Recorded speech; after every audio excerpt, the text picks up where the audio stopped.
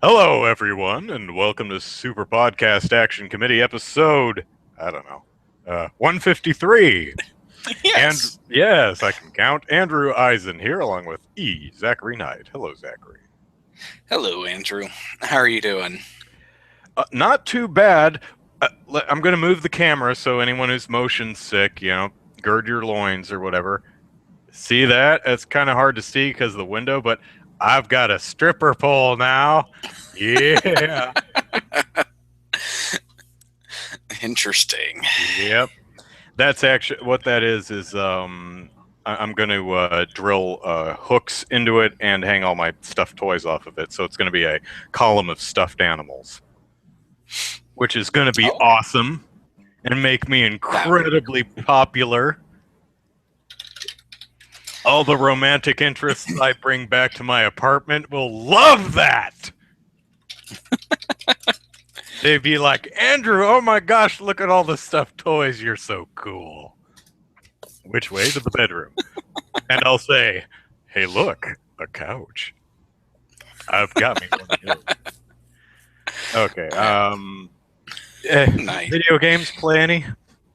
How's your life? No, I haven't been playing games this week. I've been making them. I set some goals to actually work on video games this month, and so this past week I worked on some basic level designs.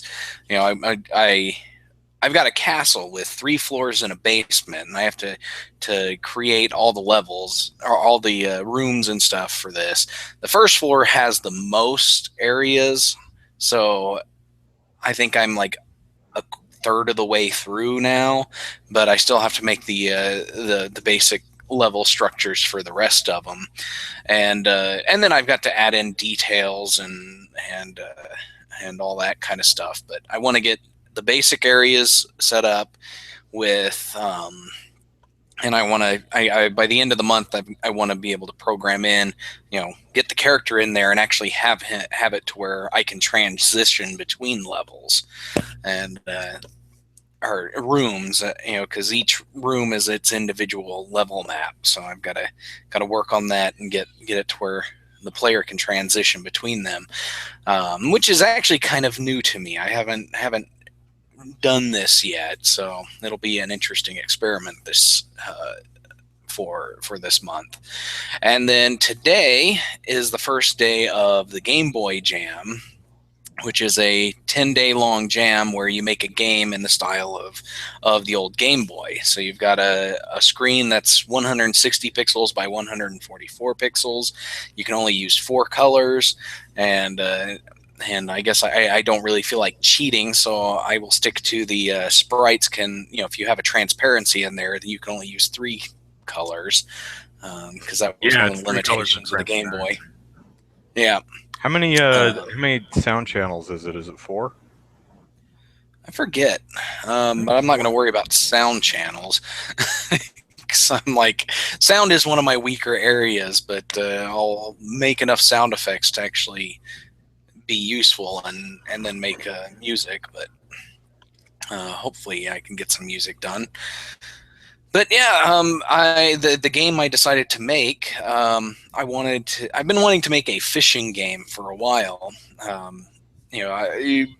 Breath of Fire series is a RPG series that I really like playing, and each of the games has a fishing mini game where areas where you can go fishing, and I've always liked that, and I'm like, I want to make a game that's just that, and so that's what I'm working on right now, is just fishing.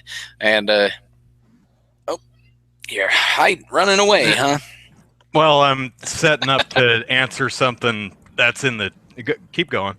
Okay, but so I'm making that, and I was going to name it Gone Fishing, but I was like, that's boring, and so I replaced the Gone with Gnome, and so it's now Gnome Fishing, and so I'm gonna draw a beard and a pointy hat on the player character, to stick with that, and then instead of real fish, like real world fish. I'm going to be just making up crazy fish and stuff to put in there. So it'll be it'll be interesting. Well, Hopefully, I can make this pretty nice, and I want to get it. I want to get the game done enough at the end of the 10 days to where it's actually playable, and then add some features and stuff over the next few weeks, and hopefully get it to where I would feel comfortable selling it, because I think it would be if I can get it done right, I think it'd be a game that'd be worth selling. So well, I think you should patent it and then sue every single other person who's ever developed a video game with fishing in it. there we go. Yeah. So someone in the shout box, Hal, is asking if I have any particular stuffed animals that I'm especially proud of. Well, I do particularly like this one, which is a giant grasshopper, because it's just awesome. I mean, look at this thing. This is like the coolest thing ever. This, I think I saw in... I lived with my grandmother when I went to college, because the college I went to was like 1.5 miles from her house. So it saved me on a lot of living expenses. And I think I saw this at like Target or Walmart or something, just sitting in the bin with a bunch of other stuff. And I said, oh my gosh, it's like the coolest thing ever. And my grandmother, on her own, later went back and bought this for me just because I said it was cool looking. And I've had it ever since. I have a lot of... If you've seen my 30 Days of Netflix series, I have a different stuffed toy sitting in front of me every single day. So I have a lot of... whole big bin of stuffed animals down here that are going to be hanging on the pole later. So this one's one of my favorites. But probably the most sentimental one for me is Benny Bear, who is actually in my bedroom because... he was given to me when I was born, literally the day I was born. And so he's older than I am. It's a stuffed bear. It's about this big. It used to be white. Now it's kind of gray. It had a small plastic nose at one point, but that fell off. And so we sewed Dodger Dog's tail to his face. And so he has this big black ball for a nose. So that's probably my most important stuffed animal, because that one's been with me forever, but it's really fragile. So that one sits by itself in my bedroom instead of being in a bin with a bunch of other toys, or eventually hanging up on the pole. So, and Okay. hey, remember Popples? I've got one of those too. I don't remember that. You don't remember Popples? These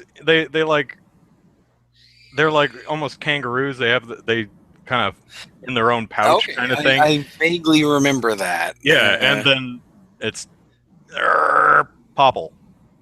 Hello. Yeah, so okay. Anyway, there was a cartoon. I vaguely remember that. Yeah, I think this one's name is Puzzle. There was a cartoon series which was, I'm sure it was stupid. I don't think I ever watched it, but I got one for Christmas one year, so I've had that ever since. Yeah, see, my kids, they've got the pillow pets, and that's what they like. Is that pillow that kind of velcros together like that? Yeah, it's kind of cheesy, but yeah, they like them. They actually use them as their pillows, so at least they're getting use out of them. And my son, you were talking about your Benny Bear in your room. So not too long after my son was born, my oldest son, my wife's friend came to visit us, and she went to Build-A-Bear and built him a bear, and it was a little white bear. We put a baseball outfit on him, and named him Sammy Coda, and play on Sammy Sosa. And and my son really loves that thing. He still has it. So I think he keeps losing the clothes though. The clothes just the clothes just kind of don't stay on. I don't know. No real reason. They just he takes them off, other kids take them off and all that kind of stuff. So they're around somewhere. We haven't lost the clothes, but yeah. But he likes that bear. Yeah, I didn't. I played a little bit more of, a lot more actually of the hell is it called? Child of Light, Ubisoft's game, on Sunday, and I played it pretty much the whole day, and I still didn't beat it. I bought it for I think $5, maybe even $3. It was on sale. I think it normally retails for 15 or 20, and I bought it at like 60 to 75% off. And I was expecting a short game. I was expecting probably 5 hours or so. No. This is a full game. I've plugged in probably over 20 hours in that game, and I'm probably near the end. But this is a full game. This is something. Although it's a brand new IP, this is something Ubisoft could have easily sold at retail for full price. This How much are they selling it for? I think it's $15 or $20. Okay. It's a hell of a deal. I mean, unless you really don't like the art style, which I think is very pretty, or the whole thing is to all of the dialogue, all of the narration is in rhyme. So if that drives you nuts, the game's going to drive you nuts. And some of the rhyming is kind of a stretch. But I really enjoy the game. I find the world beautiful, the characters cool, the mechanics fun. The rhyme schemes don't always quite work, but they usually do. So I'm almost to the point where I kind of feel bad buying it for $3 to $5 because it's like, this is a full game, you know. And but the website for the game, if you're susceptible to motion sickness, you might not like it because the background kind of shifts and moves as you move the mouse over the screen. So I don't particularly like that. Matthew, I wouldn't pay $60 for it either. But I think even though it is a 2D game, I mean, Rayman sold for. I think they sold that for $59.99, and it sold moderately well. This looks pretty cool, though. But I mean, even selling it at retail for $40, I recommend it. I really liked it, or I still haven't beaten it. I don't know how long it is, but it's over 20 hours, and I really enjoy it. I think it's a lot of fun. Matthew also recommends Life is Strange. I would like to. I've heard a lot of great things about that, so I do look forward to trying that out at some point. However, I'm gonna wait until the full series. It's one of those episodic ones. I'm gonna wait. Another one that got great reviews was the first episode of the King's Quest revamp, redo, remake, reboot, whatever you want to call it. I'm a huge fan of the old point and click adventures, especially the Sierra stuff. So I'm really looking forward to checking that out. Again, it's something else. I'll wait till the whole thing is out. But people have talked about Life is Strange and have everybody said it's pretty cool. It looks like it's got a 10 out of 10 on Steam. And so it's something that I've looked into, and I'm in the same boat. I'm like, okay, it's episodic. They've got 4 of the 5 episodes out. I think I'll wait until the 5th one before I consider buying. Everyone seems to agree that the lip syncing is completely terrible, but it is a lower budget game, so you excuse things like that. But I've been so busy this entire actual work week that I haven't played any games. But I have been watching a lot of the Summer Games Done Quick marathon, which is over now, but it is archived, so you can watch it. And if you find folks watching the podcast here are interested in checking any of that out, I highly recommend the 100% race of Maldita Castilla. It's looks like a indie game, kind of like Ghouls and Ghosts or Ghosts and Goblins. That type of placed platforming hack and slash the monsters adventure style. It has two guys racing through the game, and their banter is just charming as all hell. So Maldita Castilla, if you get a chance to check any of them out, I highly recommend that one. That one is by far my favorite. So Okay. Yeah, I haven't followed the Games Done Quick stuff, so I'll have to check that out. oh, Laxter says Child of Light got a physical release on the Vita. Huh. Okay. Yeah, that's the Vita. Well, no, So all of that's two great. people bought it. Yeah. I hopefully it did well as a digital download. I'd hate for that game to get overlooked because it's really, really great. Yeah. The M64 three-way race was intense. What is M64? Matthew. I have no idea. Kageneko-sama, hello. I should probably close the poll because we're going to talk about that next. Wait a minute. What is that? No. Yes, here we go. Found it. Okay, let me close the poll. And closed. I actually didn't prep as well for this podcast as I would have liked because something Matthew, I think, asked earlier, how do we like the new YouTube player? I'm fine with it. Yeah. I don't really like it any more or less. It's, so far as I've seen, it hasn't made my life any more difficult. It seems to be more of a cosmetic change than anything else. Although the video settings are sticking a lot more consistently than the old player. With the old player, I had to readjust the video settings to HD every single time I wanted to watch a video on YouTube. Now it seems to default to HD, so that change I'm all for. However, there seems to be some more behind the scenes changes, and I can't monetize this podcast. I'm not sure what the problem is. It's throwing an error that I don't understand, so I don't know if I need to change a setting somewhere or what. I mean, it's not a big deal. I make no money from this anyway. I mean, most of my revenue comes from my videos, and even so, I made $8 last month. So yeah. But hey, I like it because it looks very clean and sleek and everything. And I haven't looked into it, and I'm not sure if it's a Flash or a HTML5 player. I just been lazy and haven't even looked. But yeah, I think I like the look of it, but haven't seen anything anything bad happening around it. So. Yeah. Oh, Mario 64. Yeah. Okay, sure. A three-way race for Mario 64. I did watch a two-way race of Mario Sunshine, which was pretty fun.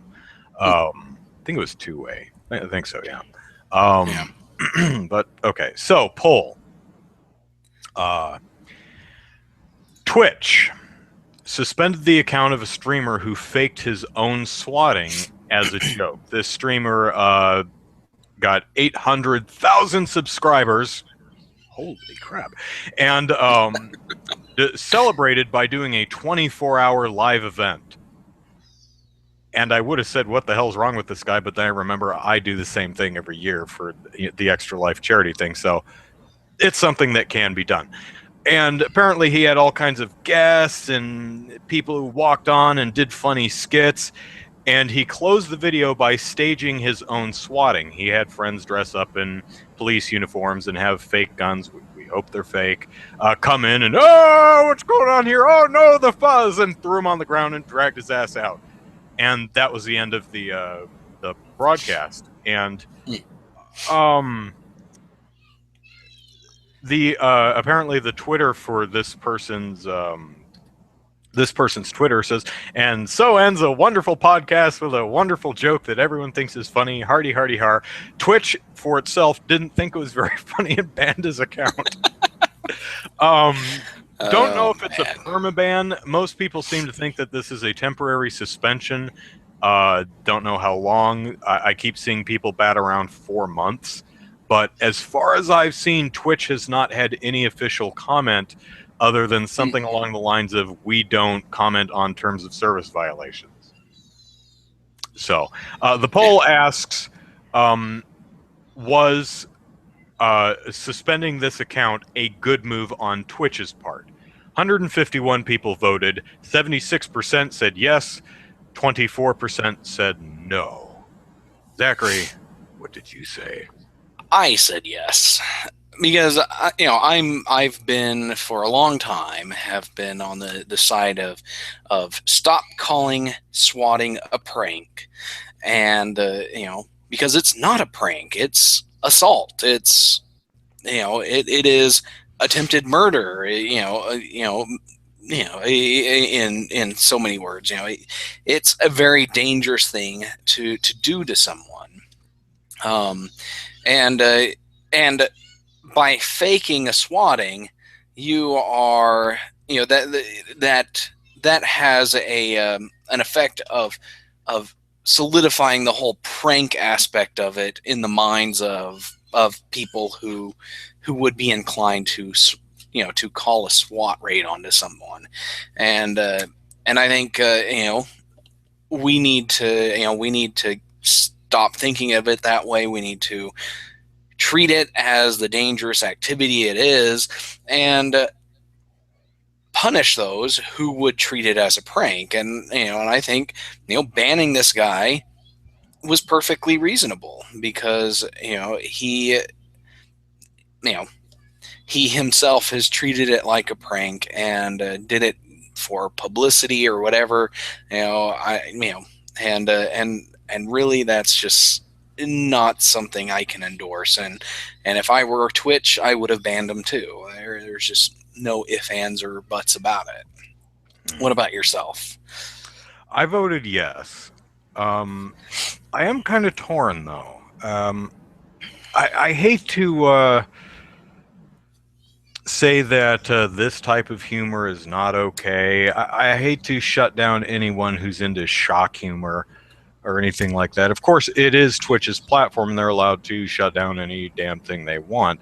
And this specifically is something that is a very real danger, and something that very easily could get someone hurt or killed. So it's certainly not something to take lightly. I mean, it's kind of like, not exactly like, but be like faking your own suicide to cap off the show. Like using a fake gun and putting an explosive blood pack in the back of your head and going boom, and then cutting the feed, and then coming on Twitter tomorrow. It was just a joke. I think there's definitely a place for that kind of humor, but Twitch probably isn't it. I mean, I've actually had ideas for videos that I've thought about and thought, because I like dark humor. I had one video, one April Fool's video, where it was such a horrible idea. Funny in a way. I'm trying to remember what it was. It was something like I ended up confessing that I hit a kid with my car, and then couldn't get, and then put the kid out of his or her misery by beating him over and over with my fists, and then losing myself and about to commit suicide, and then the police knock on my door. I had this whole thing staged, and I designed effects around it, and I did test shots to see if from an acting standpoint I could actually pull it off. And then I thought, there are very few people who would actually find this funny. I'm one of them, but I think most people would just be rightfully grossed out and disturbed by that. So I ended up doing something else. But long story short, again, I think there's a place for shock humor and humor that makes people very uncomfortable. But that said, I think from Twitch's perspective, this is the right course of action for it to take, because it sets a precedent. It says very clearly to the Twitch streaming community, this kind of stuff ain't gonna fly. Don't do that. Host your own streaming platform if you want to do stuff like that, but not here. We have too many people on our platform who have been legitimately endangered and terrorized by this by swatting, and making light of that on our platform seems is in poor taste, and a bunch of stuff that you just said. Someone asked. Laxter asked, what terms of service violation would the swatting have been? I read, I read Twitch's terms of service, and the only thing I could really find was the last part under prohibited conduct. This is section 13, subsection. So it says further G under another point says, by using the Twitch service, including the interactive areas, you agree not to post, transmit, distribute, store, blah, blah, blah, blah, blah, through Twitch, any of the following. And letter G is content that, in the judgment of Twitch, is objectionable, or which restricts or inhibits any other person from using or enjoying the blah, blah, blah, blah, blah. So, or may expose Twitch or other users to any harm or liability. So that's essentially a catch-all. Anything we find objectionable. Exactly. I also didn't find anything super specific to faking a swatting in the rules of conduct. But if Twitch is going to play the terms of service card, that's probably the area that it's going to cite. So. Mm-hmm. Yeah, I would think so. Because if they don't have a specific thing about that, then yeah, they're, that catch-all is what they're going to use. And to be honest, I think that's perfectly fine for them. If they find something that somebody does not at all acceptable, then yeah, they should be able to ban them. And I think. The way that the guy did it, it was just a publicity stunt, I didn't watch it, but I don't get the sense there was any malice, or I think the guy was trying to do something legitimately goofy and funny. I think he thought that this would be funny, that people go, that's Dave and Larry playing the policeman and they're swatting. Okay, funny guy. Still, he was doing it to get get people talking about his feed, and I've never heard of him before now, so well done. Yeah, exactly, and and really, that's not what Twitch wants their platform, how they want their platform to be used. It's along the same lines of why they banned excessively revealing clothing and nudity on their streams, because they don't want people to attract people to Twitch. They don't want streamers to attract people to Twitch based on that kind of stuff. They say we want the games to be front and center, and the game should be why they come here. Yes, you can be a personality that people like to watch play games, but make the games the center of your stream. I guess it's how where I'm going with this, but by doing stuff like this, it detracts from that. Mm-hmm. Hal brings up an interesting too soon point. Says, thing is, if swatting was a fad 5 to 10 years ago and had a bit of actual humor in the swat, then it might have been funny. However, it's way too soon. Yeah, too soon in the sense that people are being swatted still now. Today. It's still a thing, unfortunately. But it's an interesting point, Zachary. What do you think? Do you think if swatting was a relic, a sad relic of our game streaming past, something that didn't, like, when's the last time you heard of someone's house being teepeed? I haven't heard of that happening since like the 90s. Actually, I do remember. Does that still happen? Yeah, it still happens. Okay, and actually, I actually helped somebody clean up their yard once, and this was a few years back. I think maybe 4 years ago.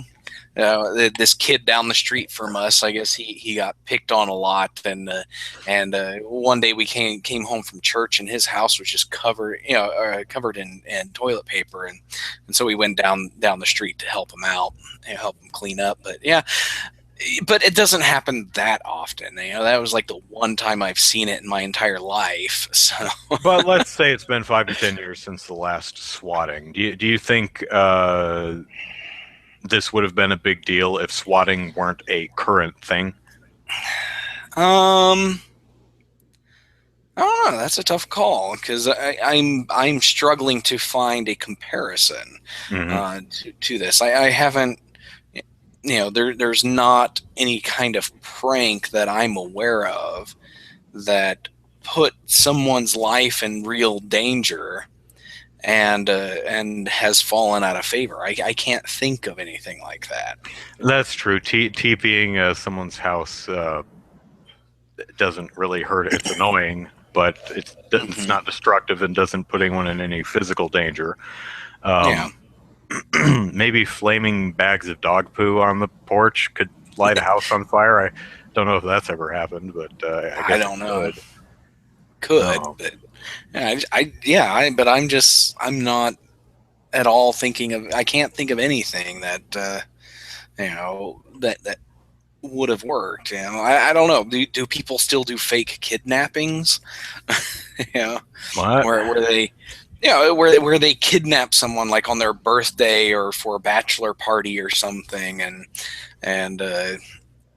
then drive them out to the party, but the person thinks they're being kidnapped instead. That's I don't know. I that's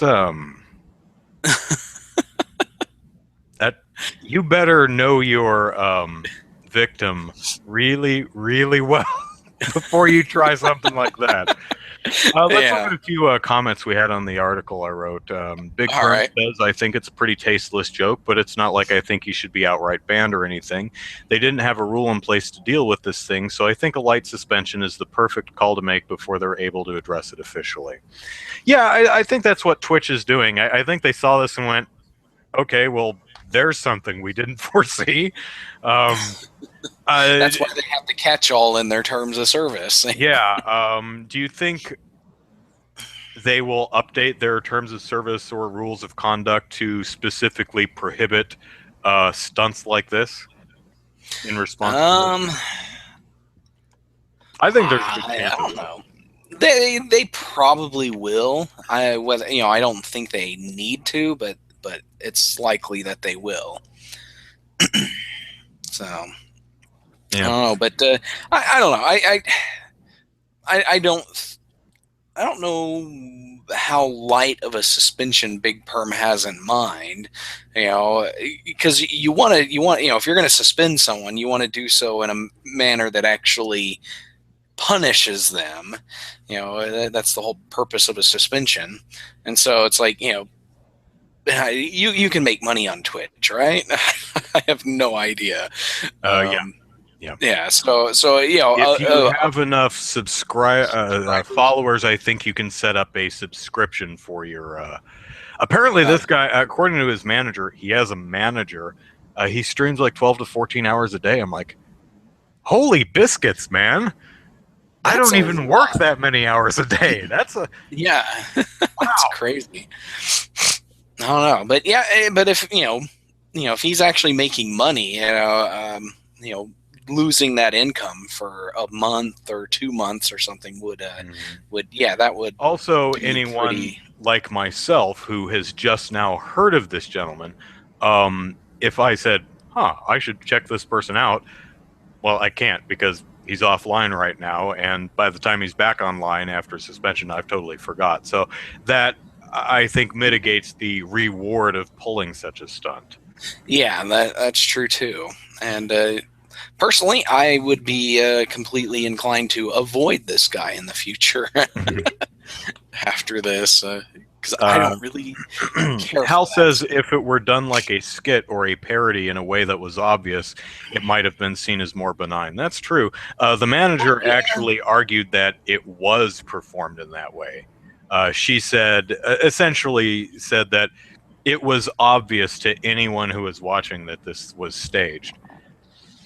I didn't see it, so I really can't render an opinion on that. But yeah, and the video is no longer available, at least not officially. Laxter asks, does Twitch have anything specifically about nudity now? I believe it does. I read that was something a few months back. Yeah, I read the rules of conduct like 2 days ago, and I'm pretty sure it said no nudity or underdressedness. It's worded pretty fun. The wording is pretty funny. It says something like, "You are all beautiful, sexy beasts, but keep your shirt on." Something like that. It's playfully written. Let's see. Oh, I was reading comments. Let's see. Sorachan says, I'm behind Twitch on this. Swatting is a very serious offense. It happens too often to people. To fake being swatted for lols is along the lines of faking getting raped for lols. It bold and underlined. It undermines legit victims. Yeah. Papa Midnight says, swatting is not a joke, nor is it a prank, as numerous media outlets continue to refer to it by. So to take it and use as a publicity stunt, absolutely not. This crap isn't funny. I'm with Twitch.tv on this one. We really didn't have anybody comment in support of this, which is unfortunate. Yeah. I would have liked to have seen, what those who voted that Twitch made the wrong call, how they would defend that. Yeah. And Weimarant says, doing this over doing it over a live stream, even if it's supposed to be a publicity stunt, is just begging for problems when viewers suddenly start freaking out on what's happening, and could lead to possibly tied up emergency lines as people call the police to try and get it stopped or whatever. Yeah. Mechatama says, tying up emergency lines by concerned viewers is a good point. The other pro-Twitch arguments here pretty much boil down to the stunt was in poor taste. I agree with that assessment, but I don't think being tasteless is something that warrants a ban or suspension. So there's one from the other side. Okay. Yeah. I don't know. I don't think anybody is actually saying that it was just in poor taste. While it is in poor taste, it's just it's making light of real danger, and it again, it solidifies the idea that this is just a prank in the eyes of those who would be inclined to swat someone. Yeah. And yeah, not something we need.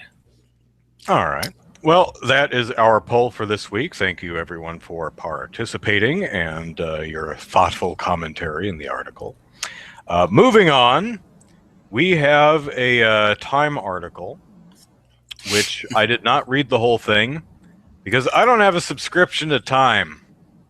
Apparently, you need a subscription to read their articles. Yeah. What's that all about, man? Pain in the butt. So let me... there was a bit of a uproar over this particular article this week. Let me read what's available on Time, and we can get this party started. Says the article, "It's nearly upon us, and it could revolutionize the way we live, play, and learn. Palmer Luckey isn't like other Silicon Valley nerds. He's a nerd, all right, but not that kind who went to a top-ranked university, wrote brilliant code, or studied business plans. He's cheery and talks in normal sentences that are easy to understand. He was homeschooled, and though he did drop out of college, it was California State University, Long Beach, where he was majoring not in computer science, but in journalism. He prefers shorts, and his feet are black because he doesn't like wearing shoes even outdoors. He doesn't look like a guy who played Dungeons & Dragons so much as a character in Dungeons & Dragons. He's a nerd from a different century, working on the problems of a..." Subscribe to read the rest of the article.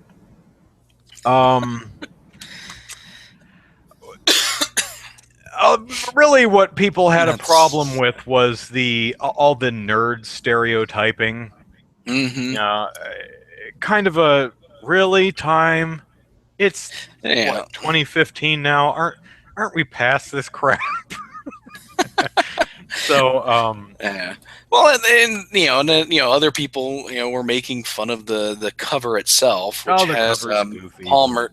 Yeah, it's goofy. It has him jumping like this, and and then it's really stupid. It's like, and it's pasted onto a beach background. It's like you couldn't have put him in a video game setting on this. That's what this is for. One of those slap a nerdy Dungeons and screenshot. Dragons settings. Yeah, it's just like slap a screenshot of one of the games that somebody has developed for Oculus Rift, and put him in there. That would have been a lot better. And then have him standing in a natural position. It's like, who jumps with the Oculus Rift on? It is a weird. I don't take offense at the cover. I think it's goofy. Palmer Luckey himself said he thought the cover was fine. I think the cover's fine. The photoshopping is pretty damn poor, and it's just kind of weird. But I don't have a problem with it. I do find the language of what I've read so far, and granted, I did not read the entire article, a bit denigrating. But yeah, it's really stupid. I'm like, he's cheery and talks in normal sentences that are easy to understand. It's like, when was the last time these people talked to a nerd? I don't know. Kaganeka-sama brings up a good point. I wonder how old this author is. I don't know. Joel Stein. We're going to Google you, Joel. Yeah. We're going to find out how old you are. He looks kind of young. He's got his picture here. He looks kind of young. No older than 40s. But still.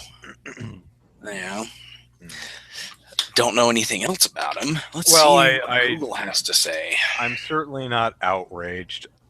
Yeah, he's 44. It's like, okay, and nerds don't talk in normal sentences. Yeah, it's eye rolling, but I don't think it's anything. It's horribly eye rolling. I think it's worth. I think it's worth an op-ed. I think it's worth pointing out once again, saying, "Oh, for Christ!" I mean, it's kind of like when Colin Cowherd disparaged gamers over the one of the esports things that he just really did not like, and he pulled out the losers in their mom's basements type of stereotype, and it's like, really, dude, grow up, get with the times, come on, folks. The other problem I have with this is that, how does one look like a character in Dungeons and Dragons? I'm not sure. I'm barefoot. Is he going for like hobbits, which are actually halflings in Dungeons and Dragons? And it's like, and what do people who play Dungeons and Dragons look like? I'm trying to figure this out too. They look like me, and they look like us, regular people. I always, stereotypes are so weird. It's like, oh man, you don't look like someone who plays D&D or watches anime or has a bin full of stuffed toys. I don't know. Uh-oh. Are you in trouble? Hi, Zachary. Becky, yeah. Yes, okay. See, Zachary and I are tight. I know these things. Yeah.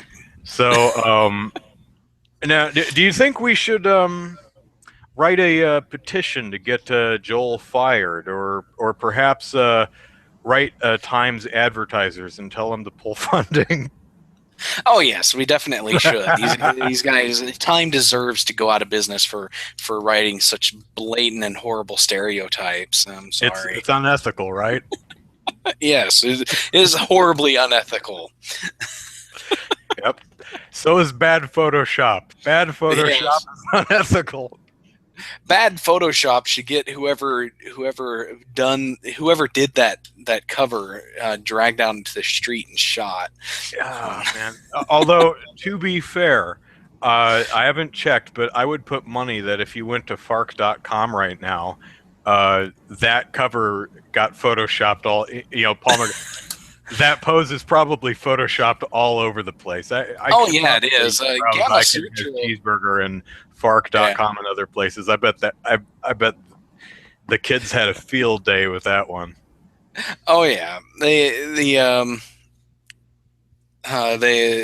Gamma Sutra posted put an article up where everybody was just all the photoshops, I guess the re-photoshops, the Photoshop remixes that everybody did Of this cover? of this cover, yeah. Oh, And I need to there's check that some out. hilarious ones. Oh yeah, because it's such a weird pose. I mean, I get what they were conceptually what they were going for with that cover.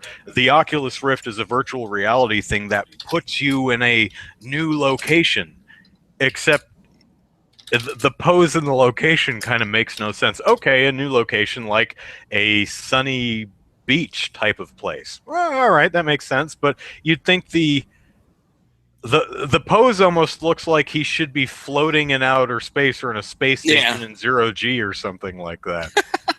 Yeah, definitely. It's just such an odd choice. Yeah. But, Hold on 1 second here. I also have to wonder if, again, like with, I always try and figure out the intention of what someone said. I think it's important what someone actually says, but I also think the intention behind it is important. And I can only read the opening paragraph, but I get the sense that Joel is just trying to be funny. I don't get the sense that he's trying to be deliberately derisive or insulting. Maybe I'm inclined to give people the benefit of the doubt until proven wrong. Yeah. Yeah, maybe he's trying to subvert expectations somehow. Kind of hard to say without reading the full article. Yeah, but exactly. Without the full article, it's impossible to tell, what his intention is. And shame on Time for having a paywall on their site. How dare you make money with your stuff? Shit, I'd have a paywall if I could get away with it. Yeah. Although, before we move to a new topic, someone did ask me to clarify something that I may have not been clear on. Kaganeko-sama asked about my revenue stream. What I said I made... what I didn't mean I made most of my money from YouTube. I meant most of the money I do make from YouTube, which is typically under $10 a month, comes from the videos I write and produce myself, rather than the Super Podcast Action Committee videos. Yeah. The Super Podcast Action Committee videos generally are watched about 300 to 500 views a piece. The stats on the audio versions are higher than that. I think we get like 700 to 900 listens on the audio version. But the video version is usually only watched about 300 to 500 times. It's not a lot of... They are monetized, but that's not a lot of views. Most of the videos I make, the stuff I script and film and write myself, usually get 1,000 or more. Hopefully, or more. The last major one I did was the exclusive games Wii U wins the war. That I think has like 7,000 or 8,000 views. So those videos are where most of my YouTube revenue is coming from. Which still, I have I think 6,100 subscribers, 6,200 subscribers. That still is less than $10 a month. I think the best month I ever had, I made like $22 or something like that. I do have a real job. I'm a quality assurance analyst for a technology company. I look at all of our proprietary hardware and software and tell our developers that they suck at their jobs. They love me. I say, yeah, this doesn't work. They're like, oh, well, it's supposed to do that. And I said, well, I wouldn't know because you didn't write a spec. So, Yeah. so that's actually what I do for a living. I also make very little money in music. I'm also a singer. I do performances and they are paid, but I make very little money doing that. Doesn't even really cover both the money I make from singing, the money I make from YouTube does not really cover the expenses of actually doing the singing or doing the YouTube stuff. It just helps offset the cost a little bit. So Yeah, I keep telling Andrew that he needs to release at least 3 videos a week on YouTube to start making money. that's true. I do need to, if I wanted to really build an audience, and I would have to be a lot more consistent with my output. Yeah. Unfortunately, with a full-time job and other interests and things, I just don't have the time to do that. I would love to do YouTube full-time. If I could make a living making goofy YouTube videos, oh, I would do that in a heartbeat. As a singer, I'm a performer by nature. I love entertaining people. That's probably why I like to sing. I like to do YouTube videos. I like writing for an audience. Most of the stuff, if you follow me on Twitter, most of the stuff I say on Twitter is just goofy nonsense. It's a dumb joke or dumb thought in 140 characters or less. Everything I post on YouTube is either promoting my own stuff or I say just to try and give people a chuckle. So that's who I am. And if I could make a consistent and livable living actually doing that, I absolutely would. So, you know what? Twitter needs to introduce an advertising model that revenue share with the Twitter users. That would be hilarious. People making money on Twitter.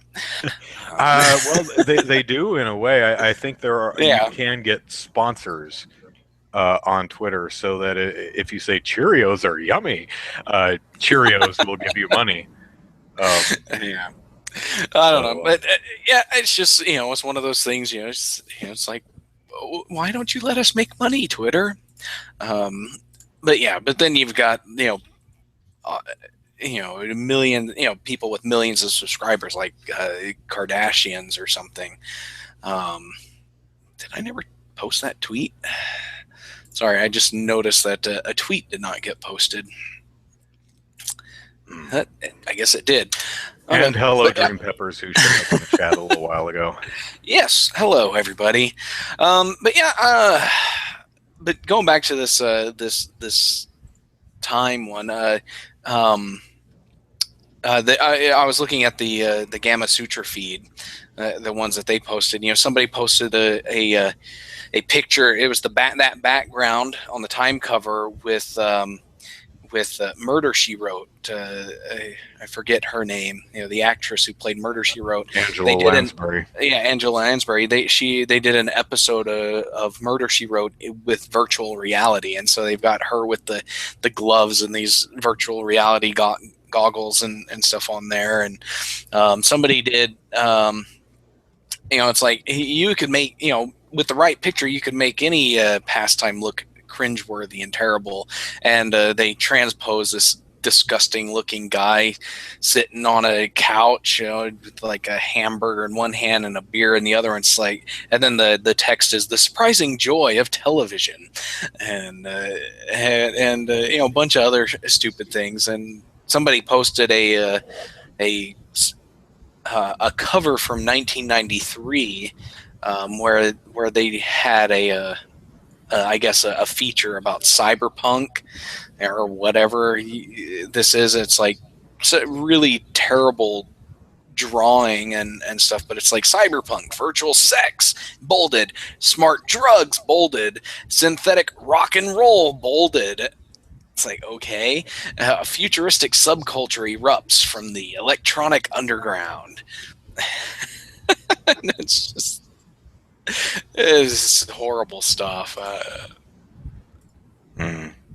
So, all right, let us move on to another topic. Probably our last topic because it's already 7. Capcom.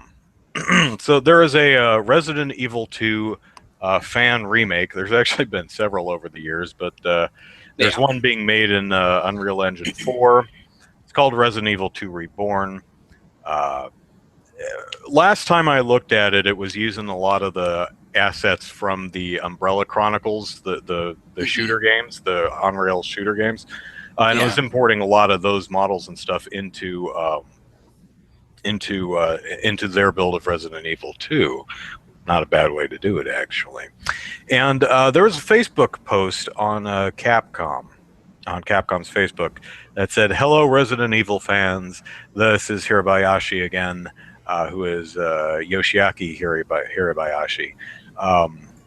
Says, right after the Resident Evil HD remaster project was finished, I actually started putting together my ideas for this Resident Evil 2 project. So I just brushed it up and went to see my boss to present the basic concept of the project already. ... And that's really all it's had to say about the problem. But it does at least look that Capcom is not immediately shutting these things down and is kind of open to its fans. I cut myself shaving and I'm bleeding. Lovely. Yeah, well, I didn't shave this week because who wants to shave? And I cut my lip. Lovely. Yeah, I need to shave. I didn't trim my beard this week, so. Yeah. But the question I have is, how do you think companies, publishers like the Capcoms, Nintendos of the world, should treat fan remakes? Is this something they should allow? Should they try and make money off of it? Should it be a case-by-case basis? Should it depend on whether they have any plans of their own to actually do anything with the damn property? What are your thoughts on it? I think that I think the video game industry needs to take some notes from the publishing industry, the literature publishing, because with literature and comics and fiction, all that stuff combined, there is a very, very strong fanfic communities, especially around popular franchises like Harry Potter and Star Wars and Twilight and so on and so forth. There's very strong fanfic communities, and yes, there's those fringe elements like slash fic and stuff like that. But fans of these book series and comic series, they love reading good fanfic, and there's websites set up and everything, and the vast majority of this is done nonprofit, of course, because copyright law and such as it is, but still it's out there, and a lot of authors like it. Yes, there are some authors who just absolutely hate the fanfic community and wish it would die in a fire, while others have embraced it. And so I think the video game industry really needs to take a page from that and do a little more embracing of the fanfic area, the fan remakes and fan fan sequels and stuff. I myself, I wanted to do an alternate version of Final Fantasy IV from the Super Nintendo, the one with Cecil and Gomez and all that stuff. I want, for a long time I was like, I would really like to see how the game would progress if you could actually fail the test to become a paladin. And because you get there and you get to the top of the mountain and you take this test to be a paladin, and it's like the entire battle, it's like there's text that scrolls on the top. It's like to be a true paladin you must not fight now, and something along those lines, and I'm like, but it doesn't matter if you fight and defeat the Dark Knight Cecil, or if you just sit there and defend and heal the entire time, you become a paladin regardless. And I'm like, what if fighting at that time actually lost you the paladin, you stayed a dark knight, and had to complete the game as a dark knight. And so, my idea was that over the course of the game, your soul actually gets corrupted, and you eventually join forces with whatever the end boss was, and you actually end up killing your teammates at the end of the game. That was my whole idea, and I'm like, that would have been fun, but Square is not a very fan game friendly company. So Well, I alluded to this, but it took me a moment to find it. Last week, Capcom actually asked fans for their input about this kind of thing. On its Facebook page, it said, "We would like to express our deepest appreciation to all Resident Evil fans for your passion, enthusiasm, and continued support for the Resident Evil brand. Enthusiasm for Resident Evil 2 Remake is something we've been hearing from you over the years and has drawn some recent attention in the media. However, as the team owns the Resident Evil brand, we're not certain of how we feel about this approach and would like to ask your honest and frank opinion about the Resident Evil 2 Remake and what the brand identity is supposed to be about."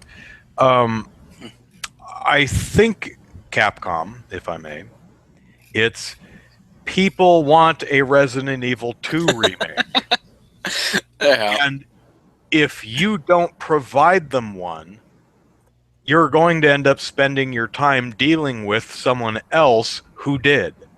So if you really don't want to make one yourself, work with someone else who does and who's not going to destroy it.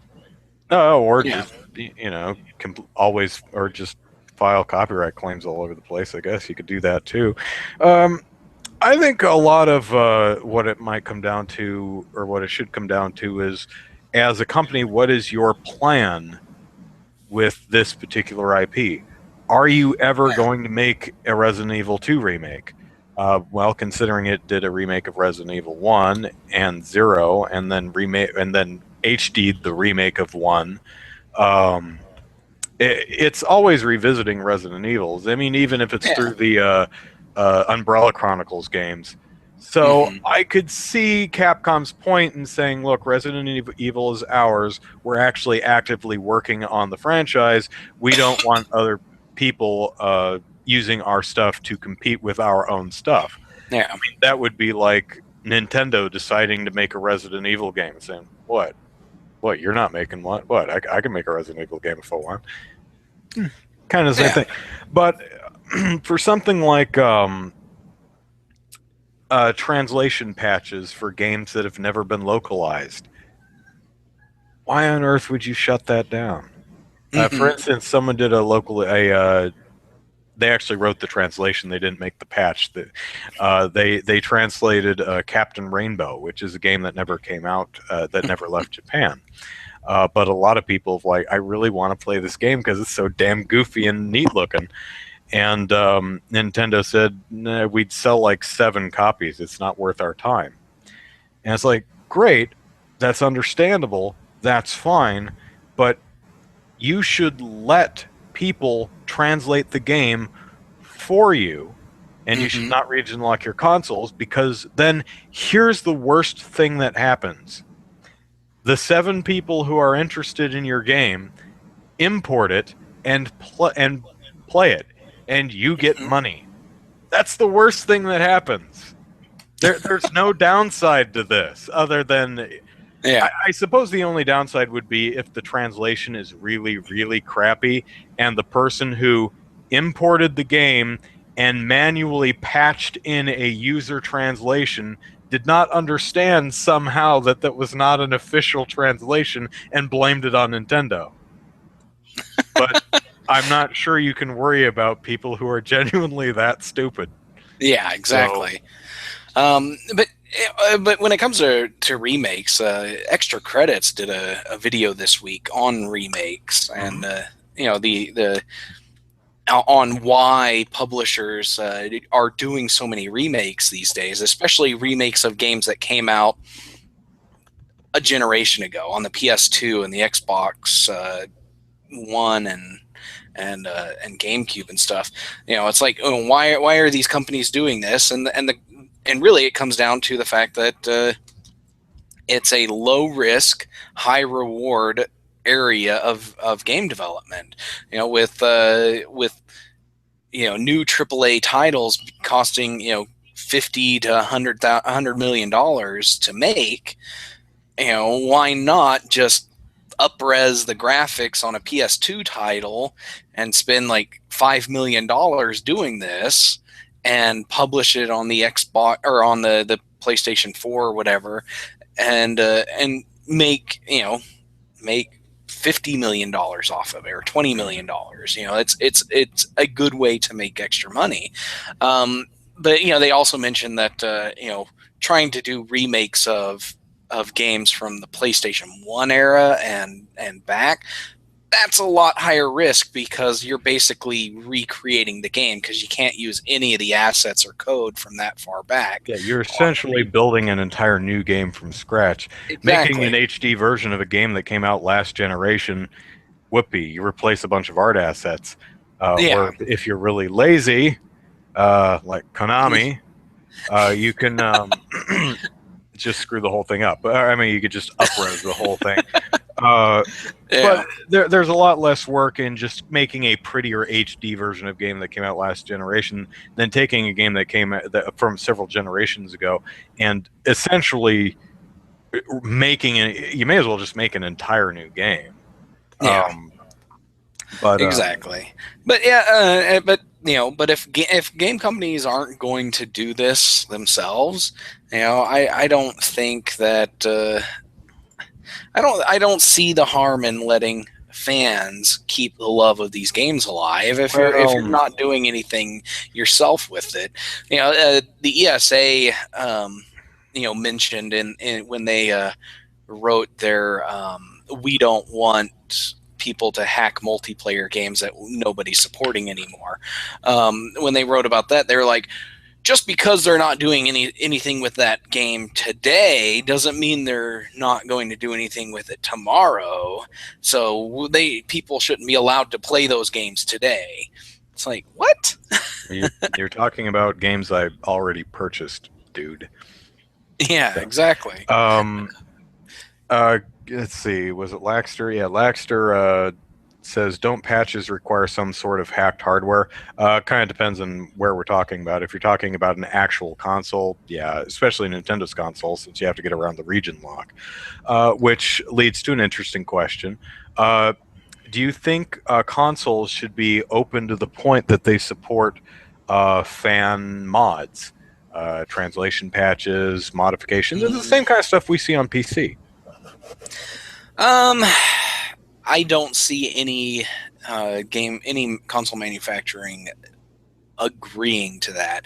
You saw how Sony freaked out when somebody managed to slightly gain access to the video card through the Linux, the other OS option on the PS3. It's like, oh no, somebody got to the graphics drivers. We can't have this, so they got rid of other OS. And so I don't see any console manufacturer saying, yeah, we're going to let gamers hack our system, because they don't want that. They don't want people hacking their system, because hacking their system means piracy. That's all they see. They say hacks equals piracy equals lost sales. Well, maybe if it was something that was super specific and controlled. Like our console has the ability to import fan translations of games that we're never going to localize. So our console is region free. So if you really, really want a game that we don't see the business sense in localizing it, go ahead and import it. We will happily take your money and source a translation through the community, follow this format, and upload it this particular. I don't. Maybe it's so different for each game that's not possible. But I don't know.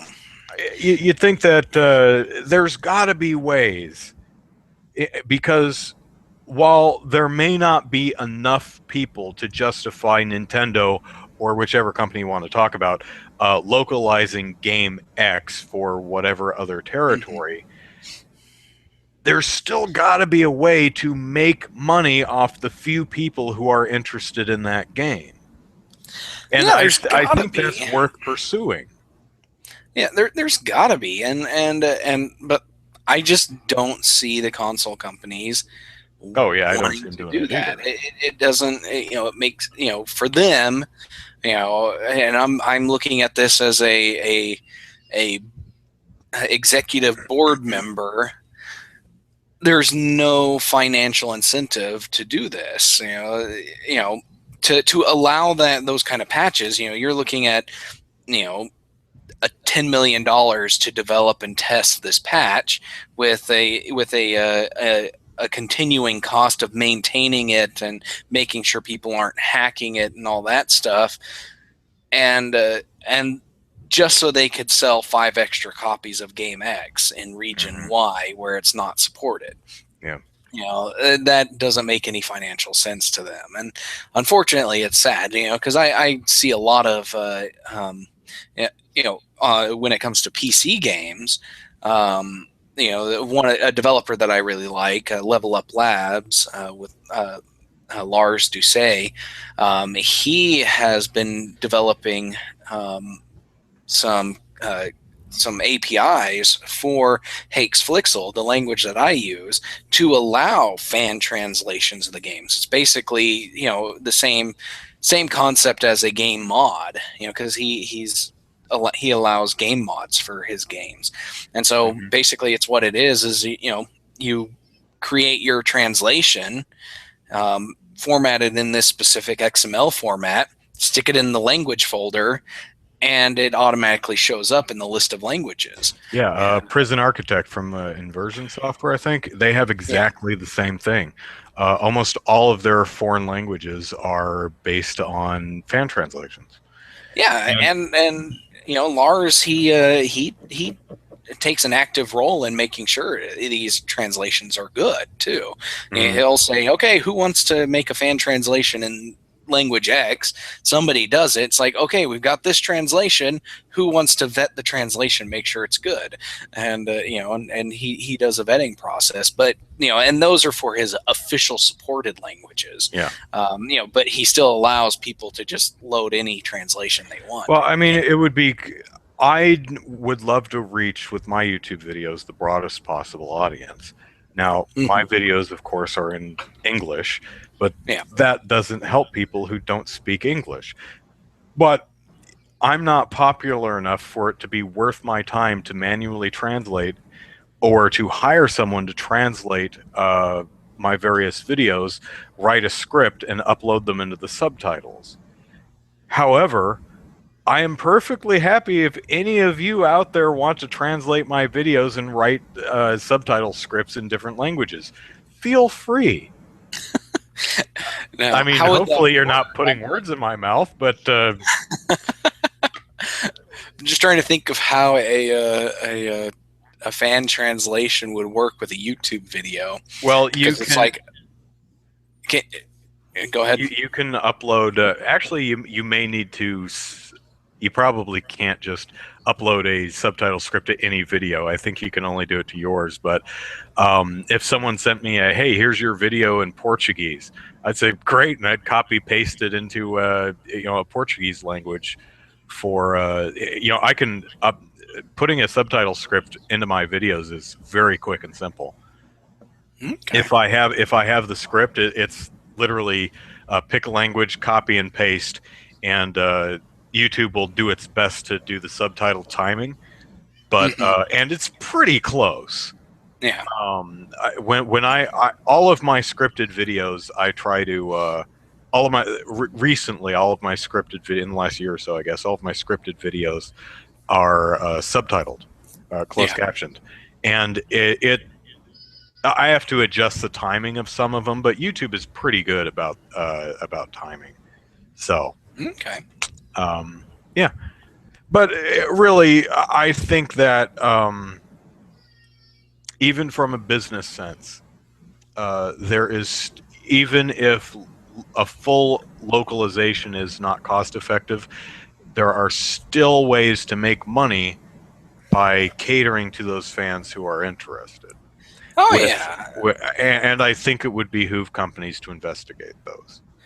yeah. I could see a revenue sharing. Steam tried to do this with mods, and it kind of failed a bit, but but I could see something like the Star Wars extended universe. Okay, that's essentially fan fiction turned into professional fiction. Sure, it's some stories are crap, while some are really good, and stuff. But that's basically what it is. Is it's fan fiction written by professional authors.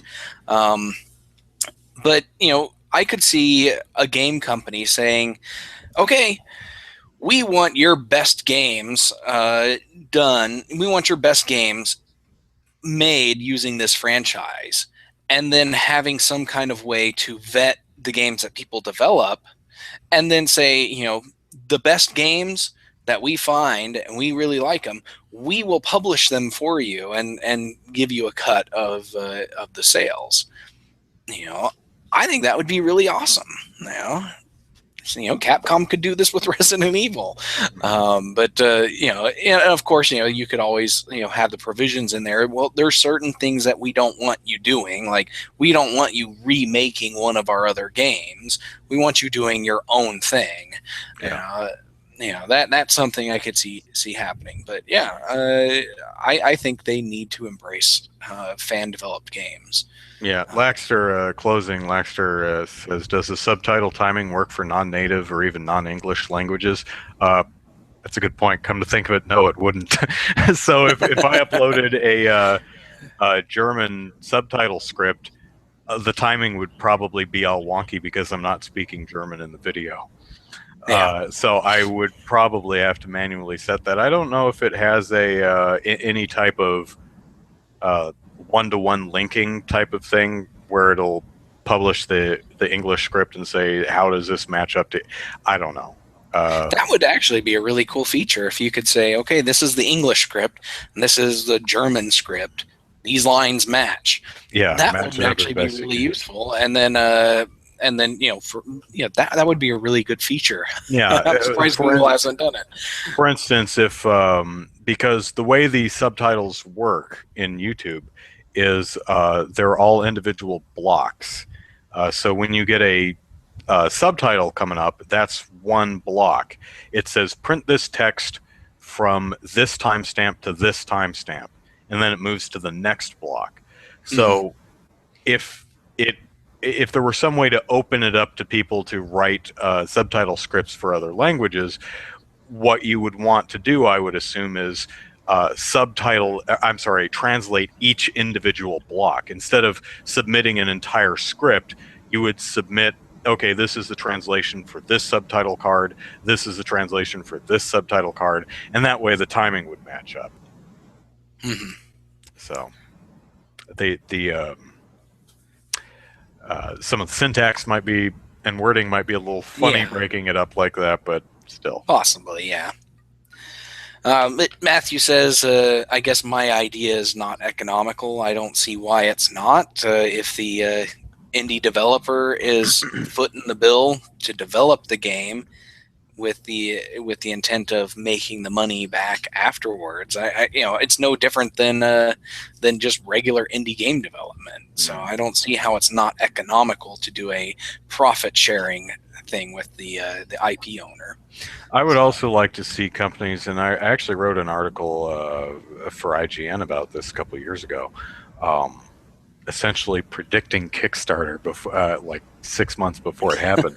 But my idea was almost crowdfunding the localization of a video game, saying, okay, the localization of this game would cost us X amount of dollars.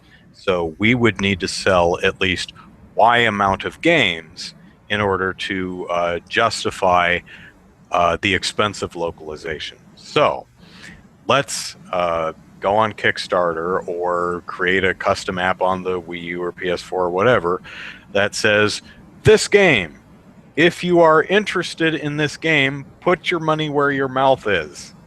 And you put down a pre-order, $5 $10 out of your account wallet. So for the Nintendo Wii, so it'd be whatever's in your wallet. You put $10 in your wallet, and that $10 is held for that game. And if enough people, if Y number of people put their $10 towards that game, then Nintendo, Sony, whoever goes ahead and localizes it, and they have your $10. And if not enough people, well, then you didn't spend any money, but the companies are like, you're going to spend that $10 here because you can't have that back.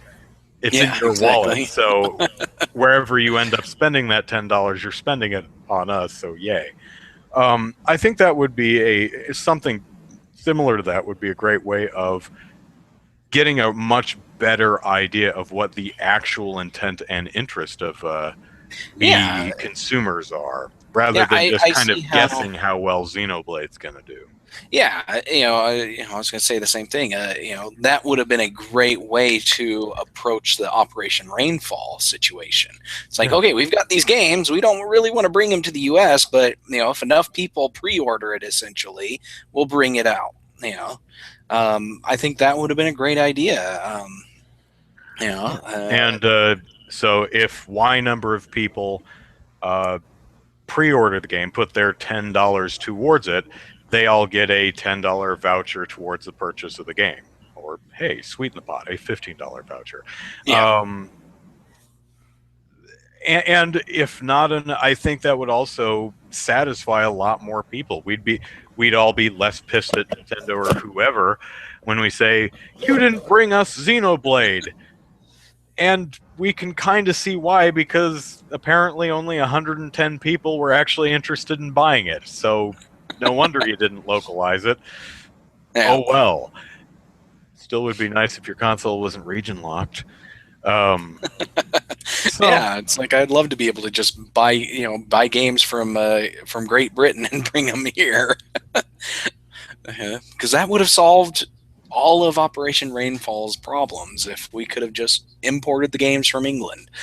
Yeah, Viper is citing a interview with someone from NOA who said that NOA wouldn't fund a Xenoblade on the Wii.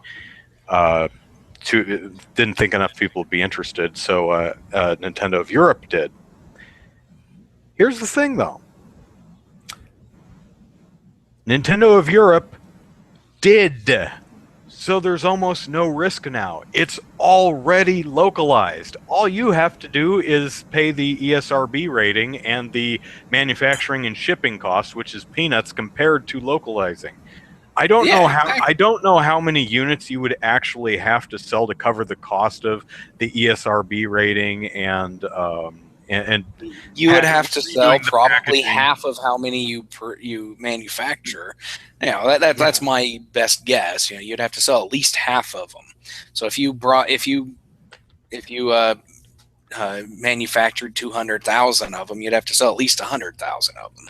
Right, that's probably a high estimate. Yeah, so maybe you don't want to do that large of a manufacturing run if you don't think that many people are going to buy it. But do a smaller scale run, like 25,000 or 50,000 or something like that. That might be too small, though. Maybe. I don't know what the individual costs are. I don't know if it's like you can't manufacture anything less than 200,000 copies. I don't know. Or here's the other idea. I'll just buy the damn one from Europe because it's in English. Oh, I can't. Region locked. Yeah. You don't have to manufacture anymore. I'll happily import it, but I can't. So yeah. But I could probably see a bell curve to to manufacturing costs versus what it takes to to make back the money. You do too few games. You produce too few of them, you're not going to make your money back. But if you do too many, you're not going to sell enough to cover the cost. So you got to find that sweet spot at the top of the curve. I think, and this is going to differ from game to game, no doubt, but I think one thing that would help is if these companies were a lot more transparent about exactly what their risks are. Not that we particularly care, but if they said, look, kids, or adults, everybody, look, gamers, in order to justify the cost of localizing this game, we would have to sell 350,000 copies of this in North America or whatever. I'm making up numbers. We don't believe there's any way in hell that we're actually going to sell that many. Do you honestly think there are 350,000 people in America willing to buy Captain Rainbow? Probably not. There's probably several thousand people who would really, really want to play it, but several 100,000? Probably not. Matthew says that there's a very easy way to fix that problem. Sell it as a digital release. Oh yeah, that's another thing. That completely cuts out the manufacturing costs. Yeah, you have no manufacturing. Retail costs. Yeah, in fact, you don't even really have to ESRB it because it's not being sold in stores. It's your console. It's your policy. Change it. All games must have a rating, except the ones we don't feel like rating because it would cost too much.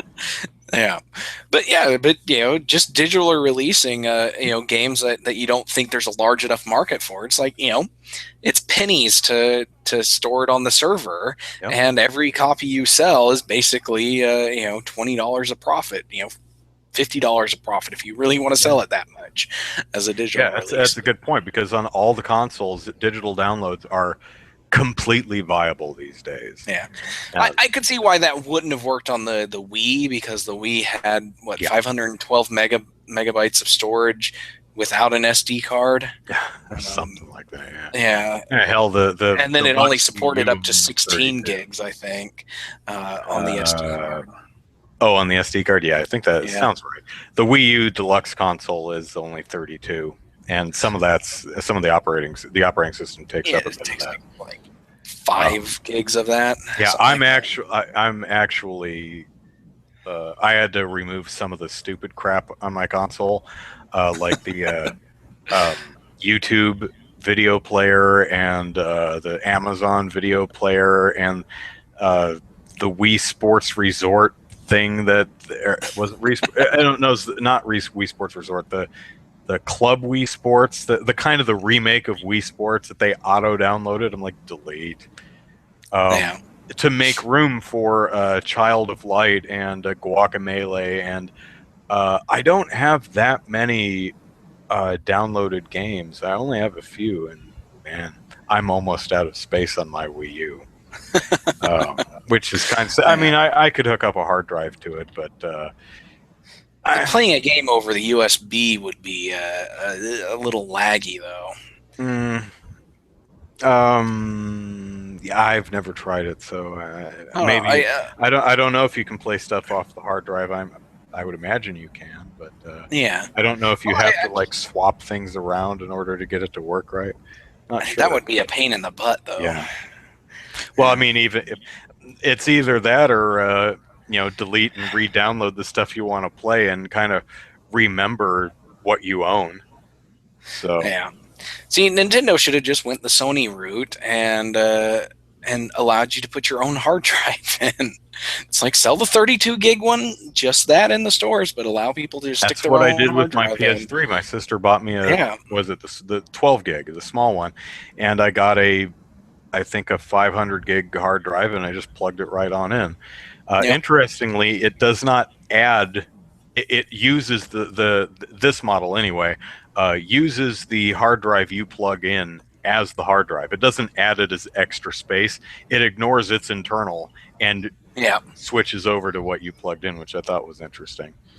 Let's see. Apparently, it's not much worse than the onboard flash for Wii U. I don't know.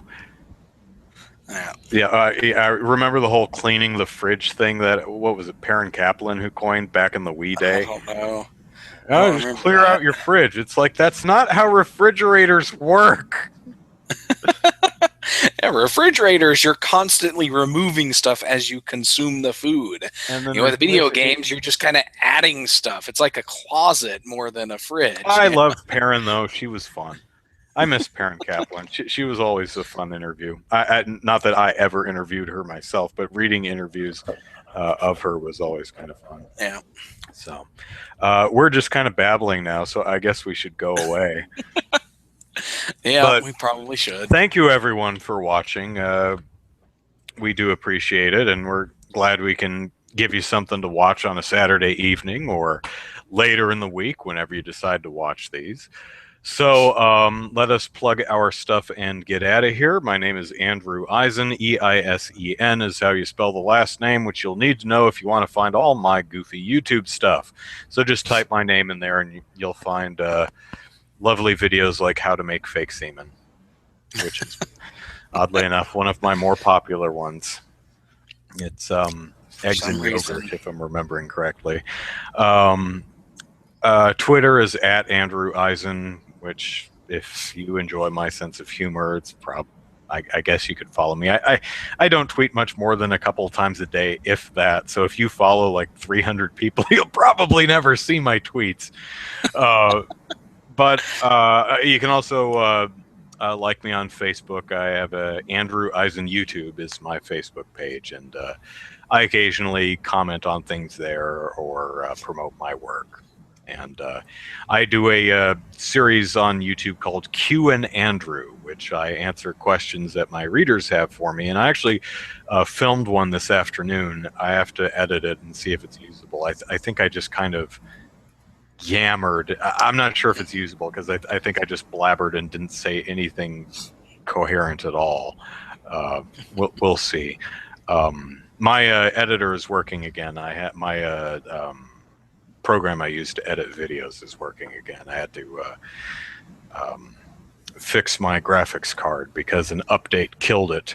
Killed my graphics card and killed my graphics card's ability to notify me of updates. So an update came out, killed my graphics card. They put out a fix for it, but I didn't know about it because it disabled my card's ability to tell me there are new updates available. So it was a while before I figured out, well, let's check. Oh, there was on July 28th or whatever, there was a new update. Okay, let's try that. Boom, everything works. So Zachary, I'm gonna go get Benny Bear to show off. So you plug your stuff. Right. Okay.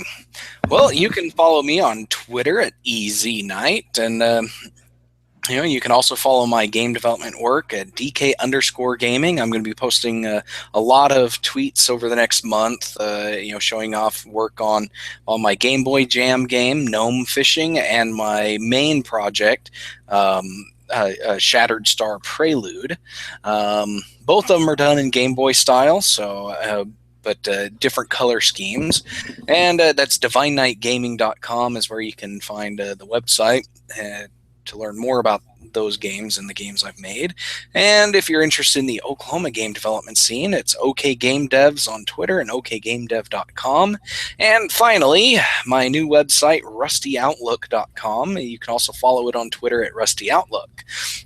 Lots of fun stories there, nothing too serious, so please don't take it seriously, but enjoy the stories anyways. So there you go. Okay. And this is Benny Bear. This is a stuffed bear that has been with me for as long as I've been alive. It was given to me the day I was born. And he was originally white. And he is not white anymore. And in fact, he's full of beans. And he's very fragile now because he's old and almost porous in a way. So he's kind of, if he moves too much, he loses his beans. So that's why I have to be very careful with him. And he sits on a shelf instead of he won't be hanging with the others or packed away in a box. But and as I mentioned earlier, that's Dodger Dog's tail. That's not his original nose. He had a small, beady, black plastic nose like his eyes. That's Yeah. Dodger Dog's tail that we glued on his face because his nose broke off at one point. So anyway, Benny Bear. And All right. that is our show for this Saturday, August 8th. So Yep. Next week is the SPJ Airplane. Yeah. the big Gamergate debate thing. So we'll probably watch that and talk about that a bit. I don't know if we'll have to push the start time of the show back to accommodate for that or not. Keep your eyes on Game Politics or my Twitter or Facebook, or keep an eye out on social media or Game Politics, and we'll let you know. So see you all next week. Take care. Bye. All right. See ya.